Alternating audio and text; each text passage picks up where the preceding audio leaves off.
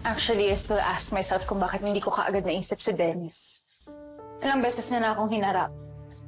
Pinagbintangan, inakusahan, tinulak pa nga eh. Para pagmukhang ako yung may sala.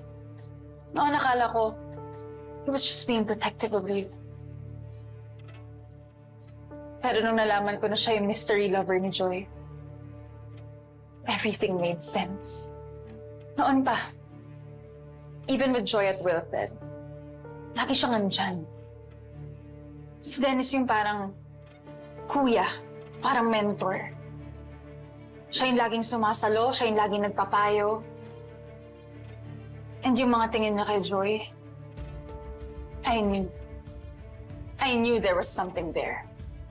And the way he looks at you, Harold, mag-ingat ka. Because the moment na ma-realize niya at makita niya at maramdaman niya na wala ka ng tiwala sa kanya, siya mismo ang sisira sa'yo. Hindi mo kung naghahanap ako ng takot. Hindi ako magpupunta dito. Oh, Carol, please. Humor me a little. Don't you find it strange? Huh? Imagine, ikaw at ako, finally may pareho tayong gusto. Ang hanapin kung sino ang may kinalaman sa pagkamatay ni Joy at pagkawala ni Wilfred.